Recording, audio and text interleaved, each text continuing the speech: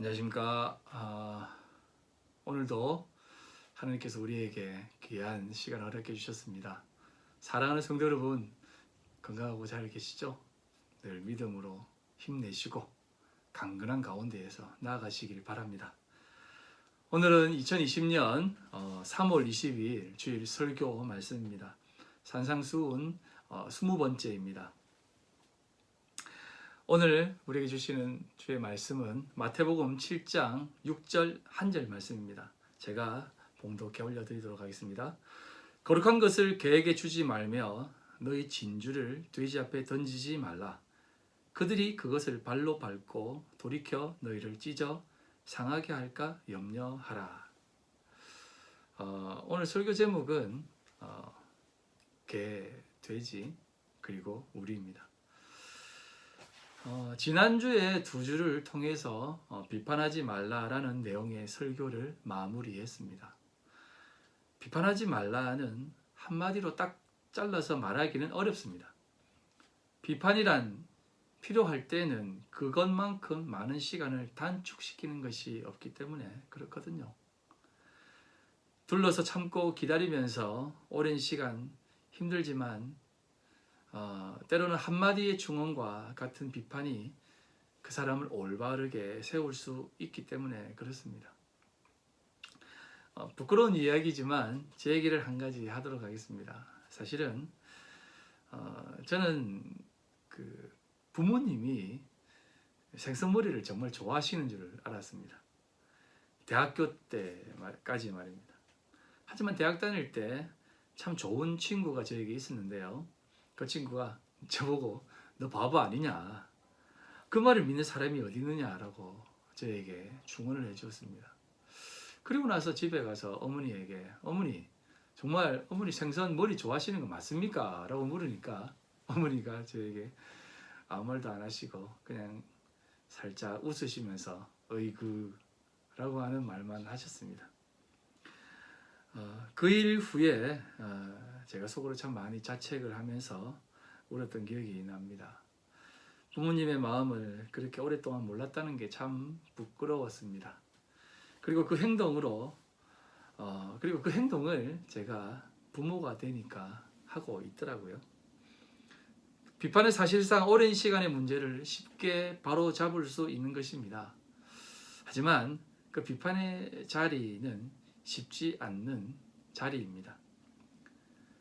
그것을 꼭 기억하시기 바랍니다. 그 자리가 쉽다면 비판하지 말라는 말씀을 하시지 않으셨을 것입니다. 이 내용이 야고보서에 등장하는 너희는 선생된 우리가 더 큰 심판 받을 줄을 알고 많이 선생이 되지 말라 라고 하시는 내용에 담겨져 있습니다. 그래서 결론적으로 말씀을 드리면 비판이란 우리의 자리가 아닌 하나님의 자리이며 그 하나님의 자리 속에서 우리가 정말로 겸손히 나아가는 모습이라는 것을 기억해라는 것입니다. 그리고 오늘 이 본문 말씀 6절이 등장을 합니다. 오늘 이 본문 말씀은 사실상 그냥 지나가려고 했는데 하지만 이 본문이 가지는 의미가 쉽게 지나가면 너무 세상적으로 해석되어지기 때문에 또 세상적으로 생각되어지기 때문에 이 본문을 그냥 지나가려고 하다가 여러분들과 한번 이 내용을 잘 들여다보려고 합니다. 오늘 말씀을 좀 잘 들으셔야 됩니다. 그래야만 여러분 마음속에 이 내용에 대해서 좀 더 깊이 이해할 수 있을 것입니다. 오늘 본문 말씀을 다시 보면 7장 6절입니다. 7장 6절 거룩한 것을 개에게 주지 말며 너희 진주를 돼지 앞에 던지지 말라.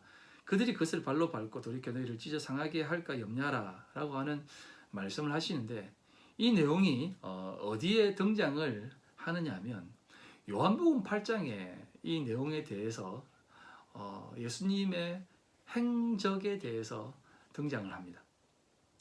예수님이 자신의 존재에 대해서 이야기를 많이 하는 가운데에서 이 내용이 등장하는데요.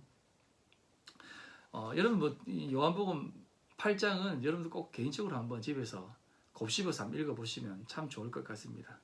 이 내용은 참 중요한 내용이거든요. 간략하게 이 8장에 대해서 설명을 드리면 예수님은 자신을 가리켜서 여러 부분으로 말씀하시는데 그것이 원어로 에고 에임입니다. 즉 내가 있다, 나는 있다, 내가 그런 존재다, 나는 그렇게 존재한다 라는 의미인데요. 자신을 가리켜서 나는 태초부터 있었다, 나는 하나님의 어린 양이다, 나는 생수이다, 4장에 나와 있죠. 요한복음 4장. 나는 생명의 떡이다, 요한복음 6장에 나와 있죠. 그리고 여기서는 자신을 나는 세상의 빛으로 있다라고 말씀을 하시는 내용입니다. 그래서 8장 전체를 잘 읽어보시면 참 많은 것을 깨닫게 될 것입니다. 오늘은 좀 부분적으로 보면서 제가 여러분들에게 이 8장 내용을 설명드리려고 하는데요. 8장 18절부터 59절의 내용인데 제가 18절부터 조금만 읽어드리겠습니다. 내가 나를 위하여 정언하는 자가 되고 나를 보내신 아버지도 나를 위하여 정언하시느니라. 이에 그들이 묻되 내 아버지가 어디 있느냐. 여기서 그들은 뒤에 설명하겠습니다. 예수께서 대답하시되 너희는 나를 알지 못하고 내 아버지도 알지 못하는도다. 나를 알았더라면 내 아버지도 알았으리라. 이 말씀은 성전에 계실 때에 헌금함 앞에서 하셨으나 잡는 사람이 없으니 이는 그의 때가 아직 이르지 아니하였음이라라. 다시 이르시되 내가 가리니 너희가 나를 찾아도 너희 죄 가운데서 죽겠고 내가 가는 곳에는 너희가 오지 못하리라. 유대인들이 이르되 그가 말하기를 내가 가는 곳에는 너희가 오지 못하리라 하니 그가 자기를 하는가 보다. 예수께서 이르시되 너희는 아래에서 났고 나는 위에서 났으며 너희는 이 세상에 속하였고 나는 이 세상에 속하지 아니하였느니라. 쭉 이제 설명을 하고 저 뒤에 가면 이렇게 얘기합니다. 너희 조상 아브라함은 나의 때 볼 것을 즐거워하다가 보고 기뻐하였느니라. 유대인들이 이르되 57절입니다. 내가 아직 50세도 못 되었는데 아브라함을 보았느냐. 예수께서 이르시되 진실로 진실로 너희에게 이르노니 아브라함이 나기 전부터 내가 있었느니라 하시니 그들이 돌을 들어 치려 하거늘 예수께서 숨어 성전에서 나가시니라. 이 내용을 다시 한번 함께 보면요, 이런 내용입니다. 예수님께서 서기관과 바리새인들과 변론하는 듯 하시지만 변론이 아니라 이들이 얼마나 어리석고 막혀 있는가를 지적하는 내용입니다. 그리고 자신을 올바르게 분명하게 보기를 바라시지만 그렇지 못하는 닫혀있는 심한, 즉 죽은 마음을 알려주십니다. 자, 한번 보시기 바랍니다. 서기관과 바리새인들과 하는 대화의 시작이 우선 이것입니다. 자신을 가리키시면서 세상의 빛이시라고 하십니다. 12절 내용인데요. 그러니까 바리새인들이 너 자신이 내 자신을 증명한다면 그것은 참되지 못하다라고 합니다. 왜냐하면 구약의 율법에는 2명 이상이 증언해야만 그것이 참이 되거든요. 그래서 예수님께서는 자신이 스스로 증언해도 되지만 그렇지만 너희들이 그렇게 얘기하니까 내 아버지도 나를 증언하신다고 하십니다. 그러니 내 아버지가 어디 있느냐라고 묻습니다. 그랬더니 예수님께서 너희는 나도 모르는데 어떻게 내 아버지를 알 수 있겠느냐라고 대답하십니다. 점점 이들의 마음에 분노가 일어납니다. 바리새인들은 나름 존경받고 가장 종교인다운 모습을 한 사람들이었거든요. 그래서 예수님께서 다시 한번 하나의 말씀을 하십니다. 나는 이제 간다. 하지만 너희는 내가 어디로 가는지 모른다. 나를 찾아도 그 죄 가운데 죽을 것이다. 그리고 너희는 내가 있는 곳에 오지 못한다고 말씀하십니다. 그랬더니 바리새인들이 예수님을 향해 이자가 자살을 하려는가 보다라고 생각을 합니다. 그리고는 바리새인들이 너는 누구냐라고 묻습니다. 그때 예수님은 처음부터 너희들에게 이야기하고 왔던 사람이다. 그리고 나를 보내신 이는 참되시기 때문에 죄송합니다. 제가 이게 좀 넘어갔어요. 다시 나를 보내신 이는 참되시다라고 말씀을 합니다. 참되신 분은 오직 한 분 하나님밖에는 없습니다. 그런데도 바리새인들은 이 말의 참된 진리를 알지 못합니다. 그리고 이렇게까지 이야기합니다. 너희들이 나를, 즉 인자를 들어 올릴 것이다. 십자가의 죽으심을 말하는 것이죠. 그러면 그나마 조금은 이해하고 알게 될 것이라고 말씀하십니다. 왜냐하면 바리새인들은 율법학자들이었거든요. 모세 율법과 모세 오경을 다 아는 사람들이었기 때문에 바리새인들도 그 모형론적인 내용에 대해서 조금은 이해할 것입니다. 장대에 달린 녹뱀의 예라든지 또 이사야 선지자가 예언했던 어린 양의 모습이라든지 그런 모든 것들이 예수님은 바리새인들에게 보여줄 것인데 그러면 조금은 알게 될 것이다 라고 말씀합니다. 그리고 예수님께서 정말로 중요한 말씀이며 자신을 다시 한번 가리키시면서 이렇게 말씀하십니다. 진리를 알지니 진리가 너희를 자유케 하리라. 그랬더니 바로 반박을 합니다. 우리는 아브라함의 자손이다. 우리가 누구의 종이 된 적이 없는데 무슨 자유가 필요하느냐라고 합니다. 사실상 유대인들은 남의 종이 된 적이 많습니다. 애굽, 아시리아, 바벨론, 페르시아, 헬라, 로마 그들은 오랫동안 남의 지배를 받았습니다. 그런데 이렇게 말하는 이유가 있습니다. 자신들은 아브라함의 자손인데 그 자손도 그냥 자손이 아니라 여종이었던 하갈에게서 난 이스마엘의 후손이 아니라 정실인 사라에게서 난 이삭의 후손이다 입니다. 즉 하갈, 하녀이면서 종이었던 사람의 자손이 아니라 자유하는 여자의 후손이라는 것입니다. 갈라디아서 4장 22절로 23절의 내용을 보시면 조금 더 이해가 잘 되는데요. 한번 제가 읽어드리겠습니다. 갈라디아서 4장 22, 23절 기록된 바 아브라함에게 두 아들이 있으니 하나는 여종에게서 하나는 자유 있는 여자에게서 났다 하였으며 여종에게는 육체를 따라 났고 자유 있는 여자에게는 약속으로 말미암았느니라 라고 얘기합니다.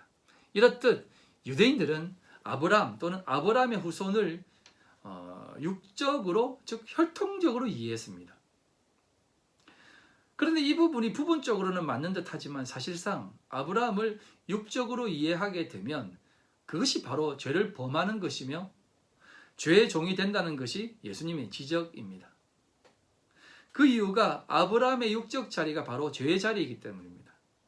아브라함은 본래 이방인으로서 그의 고향인 갈대아 우르는 우상 숭배로 가득 찬 죄의 자리였습니다. 그러므로 아브라함을 볼 때 육적 혈통적으로 보면 죄의 종자가 되는 것이기 때문입니다. 그런데 아브라함이 하나님의 말씀에 순종하여 갈대아 우르를 떠났을 때 죄의 자리에서 의의 자리로 옮겨지게 된 것입니다. 그가 자유하는 자를 통해 이삭을 낳아 후손을 이어갔다고 해서 그것이 의가 되는 것은 아닙니다. 왜냐하면 아브라함도 육적 존재였고 그러므로 그의 후손도 하나님의 말씀에 떠난 죄적 존재이기 때문입니다. 다만 영적 아브라함, 즉 그가 하나님의 말씀을 믿고 순종하며 나아갈 때 하나님은 그것을 의로 여기셨습니다. 거기에 자유함이 있습니다. 따라서 예수님은 육적 아브라함의 자리를 버리고 영적 아브라함의 자리로 나아갈 때만 죄의 종에서 벗어나 자유롭게 될 것이다 라는 말씀을 하고 계시는 것입니다. 그러니까 바리새인들이 이번에는 또 이렇게 얘기합니다. 우리 아버지는 아브라함이다 라고 말합니다. 이 말은 지난번에 이야기했듯이 한번 말씀을 드렸듯이 유대인들은 아들과 아버지의 관계가 수평적인 관계입니다. 즉 아버지와 나라는 관계는 수직적인 관계가 아니라 동일선상에서 하나라는 뜻입니다. 그래서 같은 위치에 있다는 것입니다. 바리새인들이 하는 이 표현은 우리는 아브라함과 같은 자리에 있다라는 뜻으로서 예수님께 말을 하는 겁니다. 그러니까 예수님이 그렇다면 아브라함처럼 행해야 하는데 너희들 그렇게 하지 않지 않느냐. 그렇기 때문에 너희들은 마귀에게서 났고 마귀의 자식이다라고 지적을 합니다. 아주 무서운 지적이죠. 마귀액이라는 말입니다. 그러니까 이 바리새인들이 이번에는 이렇게 말을 합니다. 와, 너 우리가 볼 때 사마리아 사람이다. 아니면 귀신 들렸다라고 생각을 하는데 그렇지 않느냐라고 얘기합니다. 그러니까 예수님은 조금 더 강한 의조로 이렇게 얘기합니다. 너희들이 나를 무시하는구나. 사람들이 나의 말을 지키면 영원히 죽음을 보지 아니하리라 라고 말씀합니다. 사람들이 자기의 말을 지키면 영원히 죽지 않는다라고 말씀합니다. 흥미진진하죠. 그러니까 바리새인들이 이렇게 얘기합니다. 너 정말로 이상한 사람이구나. 아브라함도 죽었고 선지자들도 다 죽었는데 내 말을 지키면 안 죽는다고 하면 너는 진정 우리 조상 아브라함보다 크냐? 선지자들도 죽었는데 내 정체가 뭐냐라고 묻습니다. 그랬더니 예수님이 더 분명한 어조로 말씀하십니다. 너희들이 하나님이라고 부르는 그분이 나의 아버지시다. 만약에 내 아버지를 아버지라고 말하지 않으면 나도 거짓말쟁이가 되기 때문에 이 상황에서 더 숨기지 않고 말하겠다. 너희들이 알고 있는 그 하나님이 내 아버지시고 또 아브람도 나를 보고 싶어 했으며 보기를 간절히 원했단다 라고 말씀을 하십니다. 그러니까 바리새인들이 또 묻습니다. 너는 50도 안 되었으면서 어떻게 아브라함을 보았다라고 하느냐? 그러니까 예수님께서 더 분명하게 말씀합니다. 아브라함이 나기 전에 내가 있었다 라고 얘기하니까 결국 이렇게 설명하니까 이들이 어떻게 하는 줄 아십니까? 오늘 본문에 담고 있는 내용과 같은 행동을 합니다. 예수님을 돌로 찍어서 치려고 합니다. 그때 예수님은 그 자리를 피하십니다. 마태복음 서두에 등장하는 요한복음 8장 서두에 등장하는 가늠한 여인을 돌로 치려 했던 그들이 그렇게 해서 예수님을 궁지에 몰려고 했던 그들이 이제는 돌을 들어서 예수님에게 직접 돌을 치려고 합니다. 그 내용을 예수님은 오늘 본문을 통해서 우리에게 말씀하십니다. 자, 그렇다면 이 본문, 우리가 읽은 이 마태복음 7장 6절의 내용은 우리에게 무엇을 말하고 있으며 우리에게 주는 교훈은 무엇일까요? 그 진리가 무엇이겠습니까? 자, 우리는 일상적으로 이 본문에 대해서 세 가지로 생각했습니다. 좀 쉽게 이렇게 생각했습니다. 그냥 생각할 수 있는 부분인데요. 첫 번째로는 이렇게 생각했습니다. 거룩한 것은 아무에게나 주지 말고 즉 보고 골라서 줘라는 것입니다. 이렇게 해석하는 사람들도 있습니다.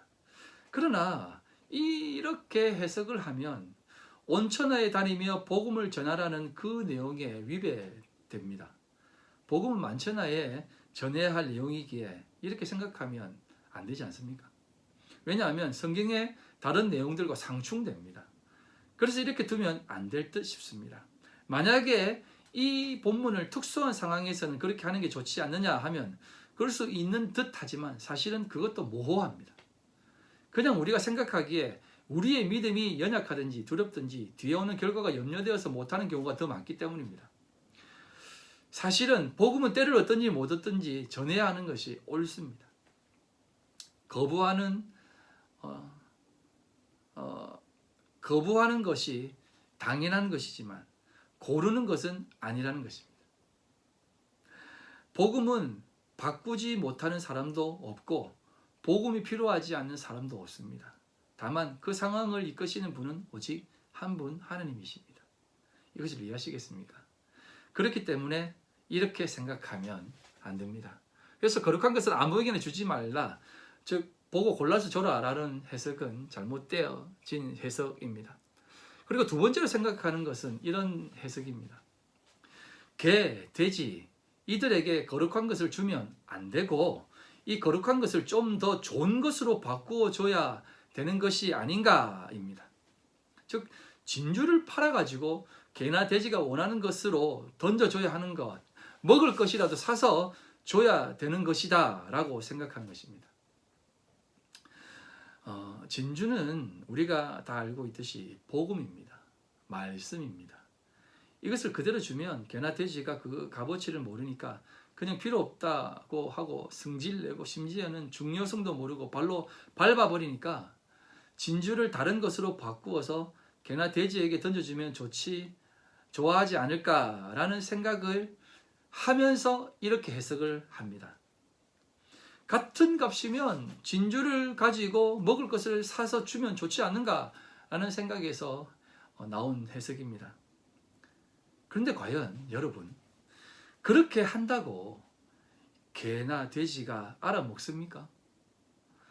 이 개돼지가 자 진주를 너희에게 주고 싶은데 이 값진 것을 너희들에게 주면 잘 모르니까 너희들이 좋아하는 먹을 것으로 바꾸어서 줄게 라고 한다고 하면 개돼지들이 네 선생님 감사합니다. 우리의 마음을 그렇게 헤아려 주시니까 감사합니다. 너무나 감동해서 이제는 진주의 참된 값어치를 알겠습니다. 이렇게 할까요? 아닙니다. 개와 돼지는 계속 먹을 것만 찾을 것입니다. 여러분, 옳은 말을 하면 사람이 바뀔까요? 정의의 편에 서서 외치면 그들이 돌아올까요? 사람들은 그렇게 할 수 있는 실력이 없습니다. 우리 중에 누가 찾아와서 이렇게 한번 한다고 생각해 보십시오. 내가 지금 그렇게 살아가고 있는 것은 네가 그렇게밖에 못 살았으니까 요만 요꼴이다 라고 얘기하면 그렇냐? 그럼 내가 어떻게 해야 되는 것이냐? 나의 잘못을 어떻게 하면 고칠 수가 있겠느냐? 라고 하는 사람이 몇이나 되겠습니까? 사실 이렇게 동등한 입장에서 와서 이러한 모습을 가지게 되면 우리의 반응은 이것입니다. 냅둬라. 나는 생겨 먹은 대로 살 테니까 니나 잘해라. 이렇게 하지 않겠습니까? 내 운명대로 살 테니까 다시는 오지 마라. 함도 그렇게 나한테 그런 말하면 이제 너가 절교다 하고 하지 않겠습니까? 사실 이게 우리의 현실입니다. 우리는 그렇습니다. 옳다고 다 항복하지 않습니다. 몰라서 죄를 짓는 것이 아니라 알아도 짓습니다. 이번 사태도 그렇습니다. 분명히 이 모든 것은 하나님의 이끄심입니다. 그거 인정하셔야 됩니다. 우리의 삶을 이끄시는 분은 하나님이시라는 고백을 하시면서도 그렇게 하는 모습으로 깨닫게 하려고 하면 이건 아니죠. 이건 더 하나님의 영광을 가리는 것 아닙니까? 라고 반응을 합니다. 하나님, 교회는 건드리면 되지 않는 것 아닙니까? 라고 또 심지어 이렇게 반박하기도 합니다. 맞습니다. 우리가 다 잘못했습니다. 뭐 하면 됩니까? 하는 사람이 얼마나 있겠습니까? 그것 할 수 있는 게 이런 표현 아니겠습니까? 제가 성질내도 좀 이해해 주십시오. 제가 그것밖에 안 돼 먹는데 지금 이렇게라도 성질 안 내면 어떻게 살 수 있겠습니까? 라고 하는 모습으로 나아가지 않겠습니까? 아무리 옳은 것을 지내도 사람은 잘 변하지 않습니다. 그런 의미에서 요나서를 공부할 때 참 많이 느꼈던 것이 이 부분입니다. 요나가 하나님의 뜻을 전하러 했을 때 그렇게 뻗땡기고 안 가다가 그냥 억지로 가가지고 니느웨 사람들에게 한 번 딱 전했는데 니느웨 사람들이 왕부터 모든 사람들까지 그리고 심지어는 집에서 길리는 가축들까지도 다 금식을 선포하고 하나님 앞에 회개를 합니다. 그런 것을 보면 정말 이 니느웨 민족들이 회개하는 이 사건은 정말 놀라운 사건입니다. 정작 하나님을 믿는다고 선택된 민족이라고 하면서 그 민족의 대표로 부름받아 나아가는 요나도 이 일에 동의하지 않았으니까요. 이 부분을 잘 곱씹어 생각해 볼 문제입니다. 우리는 지금 무엇을 하고 있는지 말입니다. 그래서 이 부분도 이렇게만 생각하면 조금 부족한 듯 보입니다. 그리고 세 번째로 생각할 것은 이것입니다. 그냥 그들에게 줘봐야 아무 소용없으니 주지 말자입니다. 아예 안 주자는 것입니다. 이 세 번째를 생각하는 사람들이 있습니다. 줘봐야 쓰레기 취급하니까 줘서 뭐 하겠느냐? 그냥 개로 돼지로 살게 하자입니다. 사실 이것이 유대인들이 가지고 있는 전통의 모습 속에서 등장합니다. 예를 들어서 이런 것입니다. 고르반 했다는 것입니다. 고르반. 고르반 했다는 것이 뭡니까? 내가 하나님 앞에 드렸기 때문에 이제는 나는 책임이 없다라는 것입니다. 하나님 앞에 내가 드렸으니까 나는 책임 없고 나는 그냥 하나님만 섬기며 살란다는 것입니다. 이게 얼마나 무책임한 모습입니까? 자기만 하나님만 믿고 저 사람들은 죽든 말든 상관 안 한다는 것입니다. 이게 유대인들의 전통에 얼마나 많이 등장합니까? 사람들이 죽어가든 선한 사마리아인의 그 비유처럼 죽어가든 말든 예배 드리는 게 더 중요하고 거룩한 것을 취하는 것이 더 중요하다고 생각했던 그들 아닙니까? 그래서 그들은 이렇게 생각했던 것입니다. 내버려 두라. 그들에게는 어떤 것은 좋은 것을 줘도 아무 소용없다라고 해석하는 것입니다. 이렇게 생각하는 사람들도 신앙인들 중에 많이 있습니다. 하지만 이것 또한, 이 해석 또한 사실상 성경 전체의 내용에 위배되는 내용이지 않겠습니까? 그러니 이 세 번째 생각도 잘못된 생각일 수밖에 없습니다. 자, 이렇게 세 가지를 보았습니다. 여러분, 이 세 가지 중에 어떤 내용으로 이 본문을 생각하고 있었습니까? 주더라도 아무에게 주지 말자? 골라서 주자? 개나 돼지에게는 아예 줄 필요도 없다? 아니면 개나 돼지에게 진주는 아무 가치가 없으니까 그들이 원하는 것으로 바꾸어서 그들이 원하는 것으로 만들어서 좋아하는 것으로 주는 것이 더 소용있지 않는가? 수준에 맞게 좋아하는 것을 주는 것이 좋지 않겠는가? 라고 해석을 했습니까? 아무튼 많은 분들이 이 세 가지 중에 하나로 생각을 했을 것입니다. 만약 이렇게 생각한다면 사실상 우리가 추구하는 하나님의 의와는 아마도 큰 차이가 있을 것입니다. 그렇지 않습니까? 세상 사람들도 다 이렇게 생각을 합니다. 윤리 도덕적으로도 이렇게 당연히 생각을 했을 것입니다. 하지만 이 모든 것을 하는 데 있어서 이 본문도 하나님의 의를 생각하면서 해석해야 하는데, 그렇다면 어떻게 풀어가야 할까요? 하나님의 의는 예수님의 삶이며 예수님 자체라고 말씀을 드렸듯이 이 본문 역시 예수님은 이 부분을 어떻게 우리에게 가르쳐 주시고 또한 어떻게 보여주시는지를 확인해야 됩니다. 예수님은 요한복음 6장을 통해서 우리에게 이 부분을 가르쳐 주십니다. 제가 읽어드리겠습니다. 요한복음 6장 53절로 57절. 예수께서 이르시되 내가 진실로 진실로 너희에게 이르노니 인자의 살을 먹지 아니하고 인자의 피를 마시지 아니하면 너희 속에 생명이 없느니라. 내 살을 먹고 내 피를 마시는 자는 영생을 가졌고 마지막 날에 내가 그를 다시 살리리니 내 살은 참된 양식이요 내 피는 참된 음료로다. 내 살을 먹고 내 피를 마시는 자는 내 안에 거하고 나도 그의 안에 거하나니 살아계신 아버지께서 나를 보내심에 내가 아버지로 말미암아 사는 것 같이 나를 먹는 그 사람도 나로 말미암아 살리라. 예수님은 진주를 던져주시는 것이 아니라 진주를 팔아 음식을 만들듯이 자신을 그들이 먹을 수 있도록 내어 던져주십니다. 그래서 우리를 설득시키거나 정죄하시는 것이 아니라 우리에게 생명의 양식으로 던져져 주십니다. 아시겠습니까? 이해할 수 없죠. 왜 그렇게 해야만 하는지 이해 못합니다. 하지만 그게 예수님께서 우리에게 보여주신 모습입니다. 성경은 참 이해하지 못하는 경우가 많습니다. 하지만 그것이 후에 이해됩니다.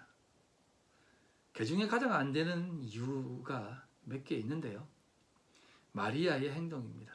마리아가 예수님의 발 앞에 순전한 나드한 옥합을 깨뜨려서 예수님의 그 발을 씻으십니다.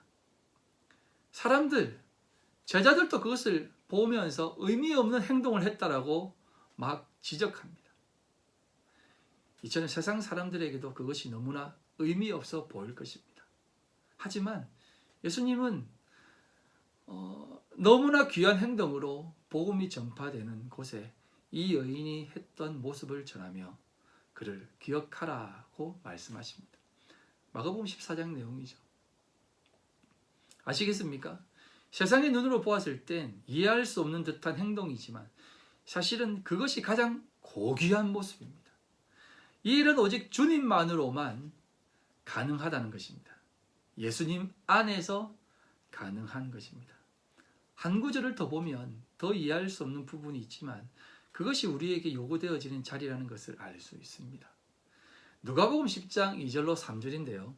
이렇게 말씀합니다. 이르시되 추수할 것은 많되 일꾼이 적으니 그러므로 추수하는 주인에게 청하여 추수할 일꾼들을 보내주소서 하라. 갈지어다 내가 너희를 보냄이 어린 양을 이리 가운데로 보냄과 같도다 라고 얘기합니다. 전도를 보내는데 개, 돼지 정도가 아니라 일이 늑대 가운데에 어린 양으로 보내는 것 같은 모습으로 보낸다라고 말씀하십니다. 이 말은 이리는요, 어린 양이 그들의 밥입니다. 어린 양은 이리의 밥이에요. 밥으로 먹으라고 보낸다는 것입니다. 이 말씀이 주는 의미를 아시겠습니까? 먹혀야 된다는 말씀을 하십니다. 이게 전도라는 것이에요. 이것이 어떤 삶입니까? 바로 바리새인들과 서기관들이 추구하는 삶이 아닌 예수님께서 우리에게 보여주신 삶 아니겠습니까? 지난주에 말씀을 들었듯이 이사야 53장 7절에 나와 있는 그가 곤령을 당하여 괴로울 때에도 그의 입을 열지 아니하였으며 마치 도수장으로 끌려가는 어린 양과 털 깎는 자 앞에서 잠잠한 양같이 그의 입을 열지 아니하였도다. 도수장으로 끌려갈 때도 가만히 있는 어린 양같이 털 깎는 자 앞에서 잠잠한 양같이 그의 입을 열지 않았다라고 말씀합니다. 이것이 바로 하나님의 의이며 예수님께서 우리를 부르신 그 부름의 자리입니다. 그 자리에 우리가 요구되어지는 삶을 사는 것입니다. 그리고 그 부름의 자리와 삶의 현장이 가장 복된 삶입니다. 그리고 그 자리에 하나님께서 함께 하십니다. 다른 곳에는 하나님이 거하시지 않습니다. 그래서 우리 오늘 본문 말씀 6절을 한 번 더 보십시다. 거룩한 것을 계획에 주지 말며 너희 진주를 돼지 앞에 던지지 말라. 그들이 그것을 발로 밟고 돌이켜 너희를 찢어 상하게 할까 염려하라입니다. 자, 이 말씀을 다시 한번 보시면 던지지 말라라는 것입니까? 던지라는 것입니까? 사실은 역설적으로 던지라는 것입니다. 개나 돼지지만 던지라는 것입니다. 진주를 가지고 가장 귀한 마음으로 나아가라는 것입니다.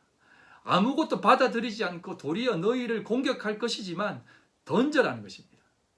그래서 예수님은 늘 염려하지 말라라고 말씀을 하시는데 여기에서는 염려하지 말라가 아니고 염려하라라는 말씀으로 정말 조심스럽게 가르쳐 주시고 있습니다.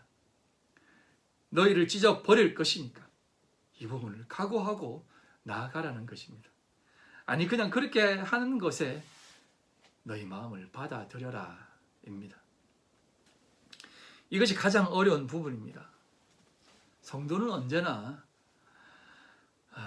이 자리가 요구됩니다. 하지만 그 요구가 사실은 우리가 진짜인지 가짜인지 알게 하는 것입니다. 참 조심스럽지만 이번 사건도 그렇습니다. 성도들과 비성도, 즉 세상에 속한 사람들과의 차이는 여기서 우리가 어떤 자리에 속하느냐입니다. 이 사건들 속에서 우리가 무엇을 구하느냐입니다. 제가 가장 우려하는 것이 이 상황 속에서 우리가 얼마나 하나님을 믿고 의지하느냐입니다. 이 시기 가운데에 가장 필요한 신앙의 모습이 무엇입니까?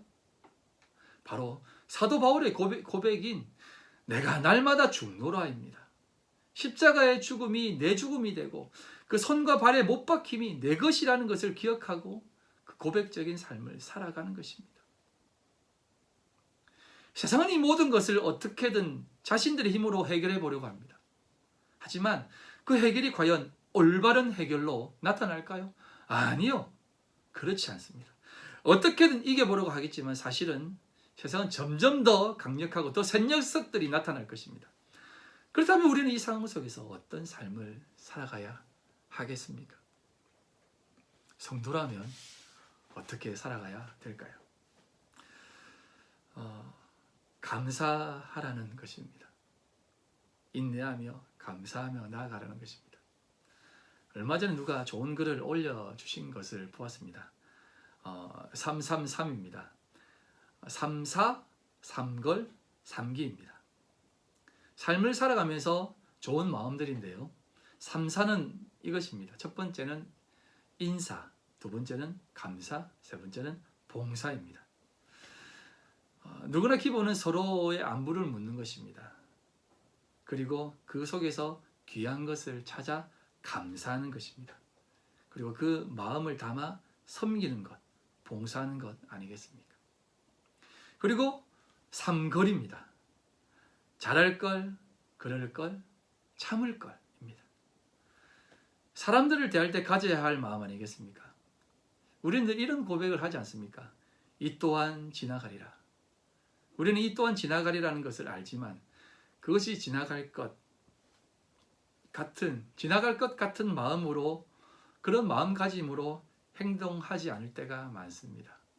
지나가지 않는 것처럼 꽉 막혀서 살아가는 모습들을 가질 때가 많습니다. 그럴 때 지나고 나면 그때서야 잘할 걸, 그때 그럴 걸, 그때 좀 좋게 참을 걸 한다는 것입니다. 꼭 이 삼거를 기억하고 진짜로 지나갈 것을 믿고 살아가야 될 줄 압니다. 그리고 마지막 3기입니다. 버리기, 줄이기, 나누기입니다. 만약에 3걸이 마음에 많은 반성과 후회가 느껴지면 3기를 하시면 됩니다. 우리가 살아가는 이 땅의 현실을 내려놓고 살아가며 버리는 삶을 살아야 합니다. 우리의 육신의 장막은 곧 벗어집니다. 조금씩 버리는 연습을 하세요. 그리고 줄이는 마음을 가지시길 바랍니다. 우리가 가진 삶의 영역은 넓어질 수 있습니다. 사업체가 커질 수 있고 관계십이 많아질 수 있습니다. 우리 교회도 사람들이 많이 모일 수 있습니다. 이것을 줄이라는 것이 아닙니다. 사업체를 줄이라는 것이 아니라 그것에 대한 집착, 애착, 이것을 지키려고 아둥바둥 살아가는 그런 집착을 줄이라는 것이에요.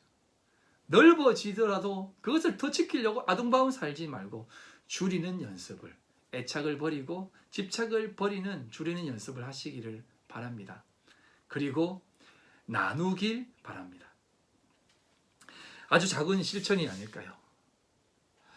이번에 저와 함께 일하는 권 선생님이라는 분 아시지 않습니까? 그 권 선생님이 소그룹을 인도하는 그 소그룹에 이제 한 소그룹이 한국의 상황이 안 좋아지고 또 한국의 상황 가운데 마스크가 많이 필요하다는 얘기를 듣고 그 소그룹이 자신의 사비를 틀어서 마스크 700장을 구해서 지난번에 한국 가서 한국 교회를 방문했을 때 그 교회에서 잘 섬겨주셨던 그 감사했던 그 교회를 생각하면서 그 교회에다가 정말 자비를 들어서 어렵게 구한 마스크 KF94 이상 되는 그 마스크 700장을 구해서 한국 교회에 보냈다고 합니다. 그리고 심지어는 이 중국에 있는 교회가 음성적으로 여러 방면으로 힘을 써서 한국 교회에 마스크를 보내고 있다는 것입니다. 저는 이들이 했던 그러한 어떤 그 모습들을 여러분들에게 말하고 있는 것이 아닙니다. 그 마음입니다. 그 모습을 보면서 진심으로 섬기고 있구나, 진심으로 나누고 있구나라고 하는 예수님의 마음을 느꼈습니다. 비록 한국의 코로나19가 어떻게 보면 종교단체의 문제로 이렇게 커진 듯 보이지만 사실은 그것이 아니라 그 상황을 통해서 우리를 더 올바르게 하시려는 하나님의 뜻이 아니겠습니까? 우리는요, 날마다 개 혹은 돼지들에게 짓밟히는 삶에 놓여 있을 수 있습니다. 이제는 세상이 교회를 멸시하기 시작했습니다. 심지어는 그래서 한국 교회에는 이런 것이 유행한답니다. 이수신 장군 신앙이래요. 내가 교회 다니는 것을 저들에게 알리지 마라. 참 우스운 모습이죠. 세상의 입술에 교회가, 성도가 유린되고 있습니다. 하지만 괜찮습니다. 이때 우리는 더 의연하시기를 바랍니다. 이 상황 속에서 더 힘을 내시기를 바랍니다. 그래서 바로 등장하는 말씀이 구하라, 찾으라, 두드리라입니다. 구하고 찾고 두드리시길 바랍니다. 하나님께서는 그 하나님의 의로 인해 고난받는 자들을 반드시 기쁨의 단을 거두게 하실 것입니다. 또한 그에게 가장 좋은 것, 다음 주에 말씀을 드리겠지만 이 좋은 것, 토부, 이 좋은 것은 옳은 것이고 빼앗기지 않는 것이며 하나님께서 창조하신 가장 귀하고 복되고 보시기 좋았다라고 했던 그 하나님의 가장 귀한 창조물, 그 좋은 것으로 우리에게 허락해 주신다는 것입니다. 우리에게 허락된 그 놀라운 창조의 섭리 속에서 우리에게 다 충만하게 허락해 주신다는 것입니다. 아멘. 구하고 찾고 두드리십시오. 하나님은 우리에게 좋은 것으로 주실 줄 믿습니다. 아름다운 공동체 모든 성도 여러분, 우리는 하나님의 자녀입니다. 기억하시길 바랍니다. 하나님의 의로 살아가는 사람들은 언제나 하나님의 시선이 머물고 계십니다. 그 시선은 모든 것을 결정하는 가장 강력한 섭리이고 가장 강력한 손길이고 가장 강한 오른손이십니다. 여러분들을 꼭 붙잡고 계신다는 것을 기억하시고 오늘도 이 상황 속에서 멋지게 살아가시길 바랍니다. 우리 아름다운 교회 성도님들, 이 상을 바라보면서 더 의연하시고 더 훌륭해지시고 더 깊어지시고 더 넓어지시고 더 높아지시는 귀한 성도님들 다 되시기를 주님의 이름으로 간절히 축원드립니다. 아멘. 기도하겠습니다. 하나님 아버지, 감사합니다. 오늘도 우리를 통하여서 하나님의 일하심이 이 땅 가운데에 나타내 보여지고 있음을 믿습니다. 이 어려운 시기 가운데에 우리 믿음의 성도들 의연히 대처하고 기도하며 반드시 하나님께서 가장 귀한 것들로 채워줄 것이다 라고 하는 그 확신 붙잡고 오늘도 담대히 세상 가운데에 우리 자신을 던지게 하여 주시옵소서. 그리하여서 세상 속에 속한 참된 그리스도인으로 사람이 등불을 켜서 등경 위에 두듯이 우리 또한 빛으로 부름받아 이 세상 어두워진 세상에 빛으로 밝게 드러날 수 있도록 주여 축복하여 주시옵소서. 우리 성도들에게 가장 귀한 것들로 좋은 것들로 주실 줄 믿사오니 하나님 강건케 하여 주시고 믿음으로 나아가게 하여 주시옵소서. 모든 것 주님께 올려드리며 살아계신 예수님의 이름으로 간절히 기도드리옵나이다. 아멘.